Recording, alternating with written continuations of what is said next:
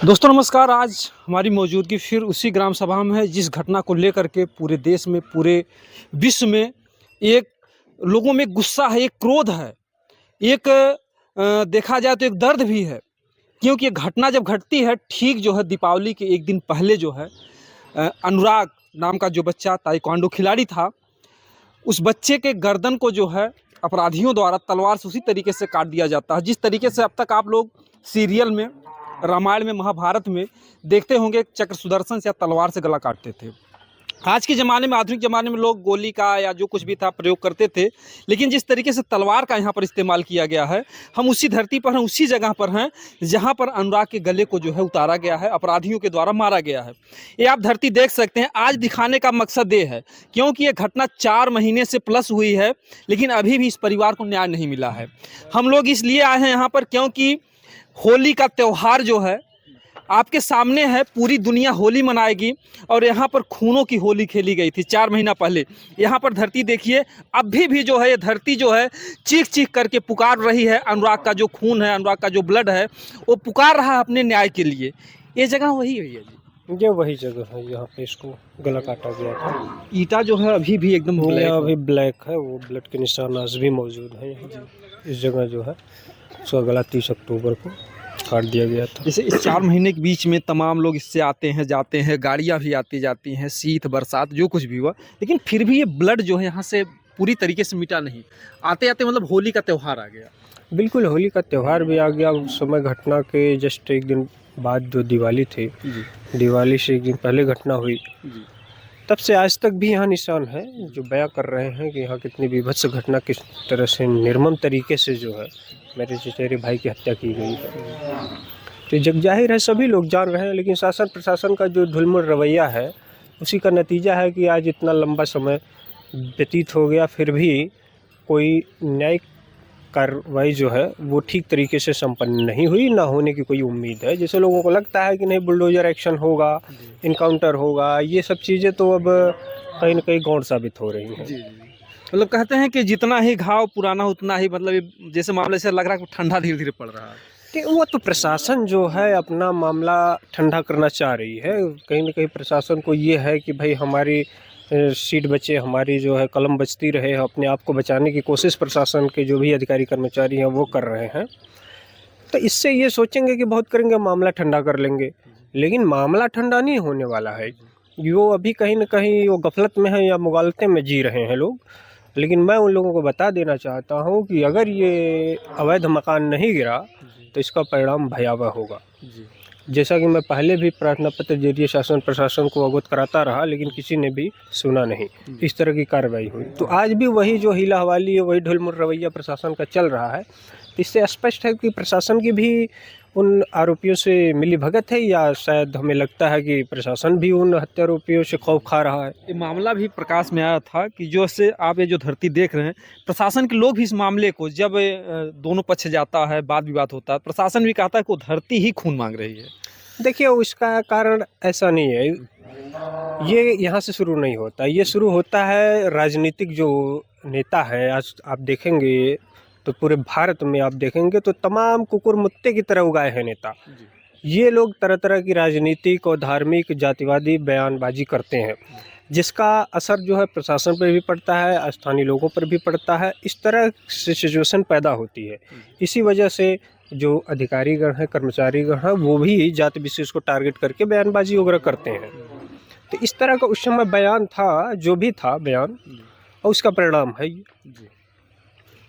जब घटना होती उस समय भी आप यहाँ पर थे? नहीं, घटना तो कहीं ना कहीं जो टारगेट था तो मैं ही था मुख्य टारगेट उन लोगों के लिए, क्योंकि वो जो लालता का पूरा परिवार है वो राक्षसी प्रवृत्ति के लोग हैं। कहीं ना कहीं उनका रहन सहन जो भी है झारखंड में रहा है, वहाँ नक्सलियों से उनका संबंध रहा है। इस वजह से कहीं कोई राक्षसी जैसी प्रवृत्ति बन गई। वो इतने हिंसक हो गए थे कि उनको लगता है कि इस दुनिया में केवल हम ही रह पाएंगे, हम ही लोग रहने लायक है, बाकी और कोई रहने लायक नहीं। उनका निशाना आप ही थे, आपका ही गला उतारना तो चाहते उसका थे। वजह ये थी कि जैसे वो इतना दुष्ट प्रवृत्ति का व्यक्ति है कि वो जितने पास पड़ोसी हैं, आप पूरे गांव में या क्षेत्र में जहां भी पता कर लीजिए, सभी पे वो फर्जी मुकदमे कर रखा है। यहाँ से ही नहीं, वो झारखंड से भी फर्जी मुकदमा कर रखा है, तरह तरह से परेशान करता था सबको और सबकी ज़मीन पे कब्जा करता था और ख़ुद तमाम सरकारी ज़मीनों पे भी कब्जा कर रखा है।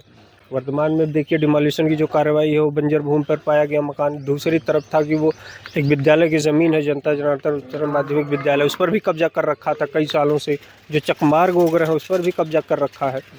तो इसके संबंध में हमने प्रार्थना पत्र 2023-2024 में भी IGRS पर डाला था कि कार्रवाई की जाए, लेकिन प्रशासन कहीं न कहीं उसके आतंक से भी खौफ खा रहे थे, इस वजह से उसके खिलाफ कार्रवाई नहीं कर पाए और जिसका परिणाम ये हुआ।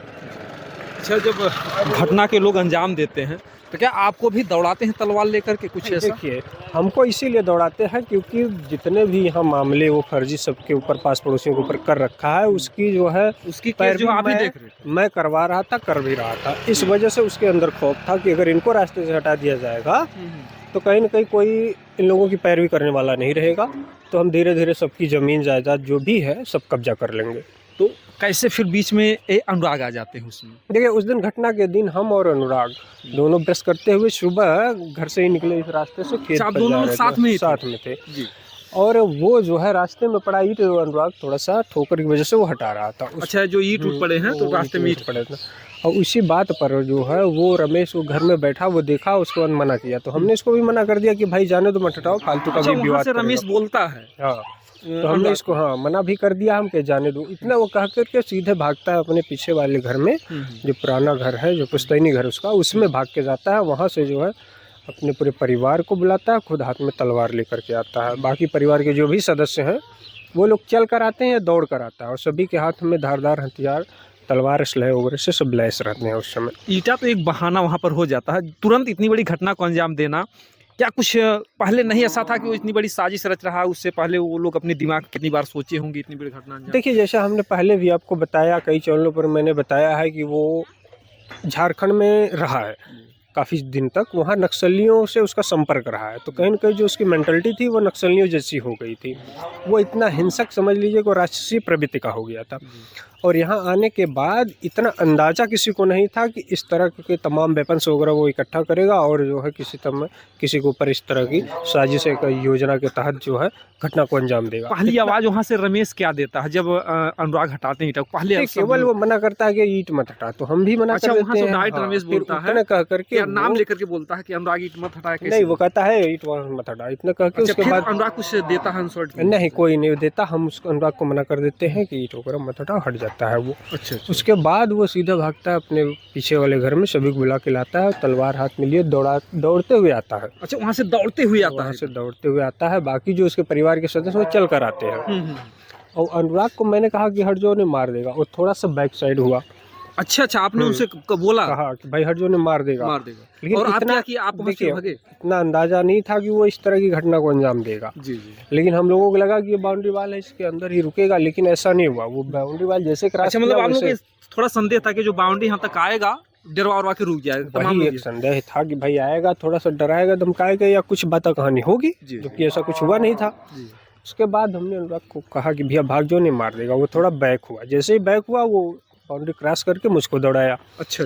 हम उसको दौड़ा के वहाँ तक वो ईंट की तरफ ले गया। अच्छा, आप जी जान से भाग रहे हैं? हम उस तरफ भागे और उसके बाद अनुराग भी वहाँ से तुरंत रिटर्न आ गया इस जगह, ये घटना स्थल है। यहाँ पर वो देखने के लिए यहाँ से देखा कि नहीं मार तो नहीं देगा, लेकिन तब तक उसके परिवार के जो सदस्य हैं उसको यहाँ से सीधा कवर कर लेते हैं। अच्छा, वो मतलब रिटर्न इसलिए आता है कि कहीं आपको मार न दिए हो, इसलिए देखने के लिए। और उसके बाद होता क्या है कि ये लोग जैसे उसको कवर करते हैं तो उसका मूवमेंट इन लोगों की तरफ हो जाता है। अब वो उधर मुझको पाता नहीं और वो आता है उधर से तेजी से दौड़ते हुए, पीछे से मारता है। अच्छा, लोग पीछे से तलवार से मारते हैं? पीछे से वो रमेश तलवार से मारता है। बाकी ये जितने भी उसके और सदस्य थे 4 लोग, वो सब लोग उसको कवर किए हुए थे कि भागने ना पाए। उसके बाद मार के सभी लोग फरार हो जाते हैं। अच्छा, तलवार से मारते हैं फिर तुरंत भाग जाते हैं? तुरंत सब भाग जाते हैं। आप समझिए, जब भी यहाँ से आप गुजरते होंगे इस रास्ते से रात में या दिन में, तो उस समय क्या यहाँ पर लगता है आपको, ये धरती क्या कह रही है? देखिए, यहाँ की जो सिचुएशन है तो कहीं न कहीं अभी प्रशासन भी अंधकार में है, अंधेरे में जी रहा है। उनको अभी इस तरह का आभास नहीं है कि जैसा मैं पहले भी घटना के संबंध में अवगत कराता रहा कि इस तरह की कंडीशन बनी हुई है, कभी भी हमारे साथ अप्रिय घटनाएं हो सकती है। इस सब बात का उल्लेख करके मैंने प्रार्थना पत्र में दिया भी था कि जितने भी अवैध कब्जे वो किया था उसके संबंध में भी शासन प्रशासन को अवगत कराया था, लेकिन शासन प्रशासन ने कभी गंभीरता से नहीं लिया। तो उसके संबंध में इतनी बड़ी घटना हो गई, फिर भी आज भी शिथिलता बरती जा रही है। तो प्रशासन भी कहीं न कहीं इस तरह से ढुलमुल रवैये पे चल रहा है कि कहीं उनको भी उम्मीदें हैं कि कोई बड़ी वारदात फिर हो। जैसा कि आप बता रहे हैं कि निशाना हम ही थे, जब राजेश दरोगा को जो है बेल मिलती है तो उसके बाद फिर आपको क्या लगता है? आपको कुछ भय व्याप्त होता है? क्योंकि कहीं न कहीं से पहले आप निशाना थे, फिर आपको इस समय क्या माहौल है, किस तरीके से आप चलते हैं रात बिराते दिन? देखिए, हम लोग जो पहले की सिचुएशन थी उससे तो डरे सहमे मेरा पूरा परिवार था, लेकिन आज की जो स्थिति है प्रशासन का ढुलमुल रवैया की वजह से हम लोग अपने आप को स्ट्रांग कर रहे हैं, हर हाल में मजबूत कर रहे हैं। इसलिए क्योंकि किसी पे भरोसा, किसी पे उम्मीद नहीं है। न शासन प्रशासन कुछ करने वाला है, ना ही कोई नेता मंत्री कुछ करने वाला है, ना कुछ अदालतें कर पाएंगी, क्योंकि सब अपने दायरे में बंधे हुए हैं, जो नियम कानून है उसके अनुसार बंधे हुए। इसलिए हम अपने आप को इस तरह से स्ट्रांग करके चल रहे हैं कि निकट भविष्य में कोई भी अगर इस तरह की स्थिति पैदा होती है तो उससे अच्छी तरह से निपटा जाएगा। ये हमारे बीच में थे वकील साहब, जो कि कहीं न कहीं से इस मामले को शुरू से आखिरी तक जानते थे और इनके सामने ही घटना घटती है। और कहीं न कहीं से अगर जो इतने जो है सारे मामलों को देखता हो, अगर ऐसे लोग कहते हैं खुद को स्ट्रांग बनना है, तो कहीं न कहीं से हमारे देश की जनता के लिए एक बहुत बड़ा संदेश जा रहा है कि जो फ़िल्म बनी थी एक अंधा कानून, तो लोग मजबूर हो जाते हैं, लोग मुँह से निकल ही जाता है कि यार अपने देश का कानून अंधा है। देखिए, अपने देश का कानून अंधा तो अंधा था ही, लेकिन मैं कहूँगा ये कानून बेहद घटिया कानून है अपने देश का। शायद जिस समय ये कानून वगैरह सब बने थे वो अंग्रेज़ों की देन है, अंग्रेज़ों द्वारा बनाया गया कानून है। ये आज भी उसी को भारत फॉलो कर रहा है। तो कहीं न कहीं मैं मानता हूँ कि भारत आज भी कानूनी रूप से गुलाम है। ये केवल नहीं कि आज सरकार को भी एहसास है कि वक्त की मांग है आज कि कानून में बदलाव होने चाहिए, लेकिन सरकार ने क्या किया, केवल आईपीसी सीआरपीसी को नाम बदल दिया है। आईपीसी बीएनएस कर दिया, सीआरपीसी को बीएनएसएस कर दिया। तो इससे कोई न्याय का पैमाना बदलने वाला नहीं है। इसीलिए सरकार को भी अच्छी तरह पता है कि नाम बदलने से कुछ होने वाला नहीं है। सरकार अच्छी तरह से जानती रही है, इस वजह से उन्होंने नियम कानून से हट करके उन्होंने अपराधियों को कमर तोड़ने के लिए इनकाउंटर एंड बुलडोजर एक्शन जैसे हथकंडे अपनाए। जी, आपने देखा होगा कि इस घटना को 4 महीने हो जाते हैं, अनुराग को न्याय नहीं मिलता, फिर उधर राजेश यादव का भी लोग गला काट देते हैं इसी आपके जौनपुर जिले में। तो ऐसे में जैसे आप कह रहे हैं कि हम लोग अपने आप को स्ट्रांग मजबूत कर रहे हैं, फिर बाकी और जो जनता है, जो जौनपुर के हैं या पूरे भारत के लोग हैं, उन लोगों को क्या करना चाहिए? क्योंकि कहीं न कहीं से देखा जाए तो पूरी जनता का विश्वास ही उठ गया है कानून से। हर व्यक्ति अपने आप को अगर सुरक्षित रखना चाहे तो क्या करे उसके लिए? देखिए, अगर अपने आप को सुरक्षित रखना है तो खुद स्ट्रांग बनना होगा, क्योंकि जिस तरह से कानून है भारत का, वो मैंने पहले भी बताया कि कहीं न कहीं अंग्रेज़ों के द्वारा बनाया गया कानून है जिसकी भारत आज गुलामी कर रहा है। तो कानून इतना घटिया है, सरकार भी मान चुकी है। स्ट्रांग बनने में क्या करें? जैसे स्ट्रांग बनने का कई तरीका होता है, क्या करें? हर व्यक्ति जो है अस्त्र शस्त्र लेकर चले, तलवार लेकर के चले, लाठी डंडे लेकर जब चले। न सरकार संरक्षण दे पा रही है, ना वो सुरक्षा कर पा रही है, न्यायालय जो है, अदालतें हैं जो, वो भी समय से ना मामले को निपटा नहीं पा रही हैं, समय से जजमेंट नहीं कर पा रही हैं, तो कहीं न कहीं अपराधियों का हौसला बढ़ेगा, वारदात होती रहेंगी। तो केवल नामकरण करने से ऐसा नहीं होगा कि न्याय के पैमाने बदल जाएंगे, न्याय के तौर तरीके बदल जाएंगे, या अदालतों की जो कार्यशैली हो वो बदल जाएगी। ऐसा कुछ नहीं होने वाला है। तो इसलिए सबका भरोसा उठ चुका है, यहाँ नहीं कि सरकार का भी कानून से भरोसा उठ चुका है। इसीलिए उसने तो ये बुलडोजर एक्शन है और इनकाउंटर जैसे हथकंडे अपनाए। जी। वो इसी की बानगी है, क्योंकि कानून इतना लचर है, वो इतना घटिया है। शायद उस समय बना होगा तो ये शायद अच्छे से प्रभावी रहा होगा, लेकिन बदलते परिवेश में ये बौना साबित हो रहा है। हाँ, आपने जो कहा कि जो है सरकार भी लाचार हुई, कहीं न कहीं बुलडोजर कानून अगर देखा जाए तो जो है बुलडोजर, जब जोगी जी उनका नाम भी पड़ जाता है, तो कहीं न कहीं से सबसे ज़्यादा अगर विरोध करने वाले थे तो अखिलेश जी ही थे कि भाई बुलडोजर ना चलवाया जाए, संविधान के खिलाफ है, जो कुछ भी है। बिल्कुल बिल्कुल। देखिए, लेकिन आज जिस तरह से घटना एक हुई, आप बता रहे हैं राजेश यादव फर्नाटे की, जी तो उसमें अब सपा के जो भी नेता हैं वो भी अब बुलडोजर एक्शन और इनकाउंटर जैसी मांग करने लगे हैं। यानी कि जो जोगी जी का पहला हथकंडा था, जो भी उनका नियम था, वो हाँ। चुस्त दुरुस्त था। आज की मतलब कि समय की मांग है वो। देखिए जिस तरह से ये कानून इतना लचर और इतना घटिया साबित हो रहा है आज के दौर में, उसलिए सबसे कारगर विकल्प यही था कि इनकाउंटर और बुलडोजर एक्शन। जी अब देखिए जैसे विपक्ष विरोध कर रहा था ना, आज विपक्ष भी कहीं न कहीं उस तरह की मांग कर रहा है कि बुलडोजर एक्शन और इनकाउंटर होने चाहिए। जी क्यों मांग कर रहा है? उनको भी पता है, सबको पता है कि ये कानून जो है बेदम है, इसमें कोई दम नहीं रह गया है। इसी का फ़ायदा उठाते हैं जितने भी हत्यारोपी, आरोपी जो भी अपराधी हैं, उनका हौसला ऐसे बढ़ता है कि एक बार गए, जेल गए, बेल पे आए, फिर उसके बाद मामले को डिसाइड करते-करते 50 साल बीत जाएँगे। उसके बाद हम ऐशो आराम की ज़िंदगी जिएँगे, फिर वारदात को अंजाम देंगे। तो कहीं न कहीं विकल्प आज ज़रूरत ये है कि कानून को बदला जाए, उसके पैमाने को बदला जाए, उसकी कार्यप्रणाली को बदला जाए कि त्वरित न्याय कब मिलेगा। त्वरित न्याय तो बड़े दूर की बात साबित हो रही है, कहीं किसी को त्वरित न्याय मिल रहा है। अगर त्वरित न्याय मिल गया होता तो शायद जो राजेश यादव की जान गई है आपके जौनपुर में, आज वो शायद लोग सीख लेते। भाई इसीलिए तो अपराध बढ़ रहा है, त्वरित न्याय न मिलना ही तो अपराध अब तेजी से बढ़ रहा है। इसके लिए कौन जिम्मेदार है? शासन प्रशासन भी जिम्मेदार है और अदालतें भी जिम्मेदार है। ऐसा नहीं कि अदालतें जिम्मेदार नहीं है। अगर समय से कोई मामले निपटाए जाए, जैसे अब मेरे यहाँ ये ज़मीनी विवाद 30 साल से चल रहे हैं, अगर ये समय पे निपटा दिया गया होता तो इतनी बड़ी वारदात मेरे साथ ना आज होती। अनुराग हम लोग के बीच में बिल्कुल होता, आज भी हम लोग होली का जश्न मनाते। लेकिन इसके लिए केवल प्रशासन को जिम्मेदार ठहरा देना भी ठीक नहीं है। इसमें तीनों कड़ियाँ जिम्मेदार है, प्रशासन भी जिम्मेदार है, राजस्व विभाग भी जिम्मेदार है और सबसे बड़ी जिम्मेदारी तो अदालतों की है। उन्हें भी अपनी जिम्मेदारी लेनी चाहिए। मैं तो पूरे ये मुख्यमंत्री, राष्ट्रपति और प्रधानमंत्री से भी मांग करूंगा कि जितने भी प्रदेश और देश की डिस्ट्रिक्ट कोर्टें हैं, इनको प्राइवेट एजेंसियों के हवाले कर देना चाहिए कि इतनी दयनीय स्थिति इन लोगों की हो चली है कि कहीं भी कोई जजमेंट ये लोग तय समय पर दे नहीं पा रहे हैं। बिल्कुल, आपको बहुत बहुत धन्यवाद। आपने बहुत ढेरों सारी जानकारियाँ दी हमारे दर्शक बंधुओं को, और बहुत ही ज़रूरत है। अगर इस तरीके की घटनाओं पर अगर तुरंत न्याय नहीं मिलेगा, कहते हैं कि देर से मिला हुआ भी न्याय नहीं होता है। तो इसलिए आए दिन जो है हत्या बलात्कार बढ़ रहे हैं, क्योंकि निर्भया कांड की घटना को घटने के 8 साल बाद जाकर के अपराधियों को सज़ा मिलती है। और जब घटना घटती है निर्भया की, तो ऐसा लगता है कि अब किसी बहन बेटी के साथ, जिस तरीके से पूरे देश में आंदोलन हुआ, किसी बहन बेटी के साथ कोई छेड़खानी नहीं करेगा। लेकिन नहीं, कोई अपराध नहीं बंद हुआ। केवल वजह है कि हमारे देश का जो कानून संविधान है इतना लचीला है, इतनी देर में सजाएं मिलती हैं, तब तक एक अपराधी को सजा मिल नहीं पाती है, हजारों अपराधी पैदा हो जाते हैं। हमारा निवेदन है ममता को भी नहीं न्याय मिला। जी जी, इसी तरीके से तमाम बहन बेटी, जो कलकत्ता में जो डॉक्टर बिटिया थी उसके भी साथ घटना घटती है, उसको भी न्याय नहीं मिला। तो तमाम ऐसी बहन बेटियां हैं जिनका पता ही नहीं, आप लोग पाएंगे तमाम रोज जो है 3000 बेटियां सिर्फ उत्तर प्रदेश में मारी जा रही हैं।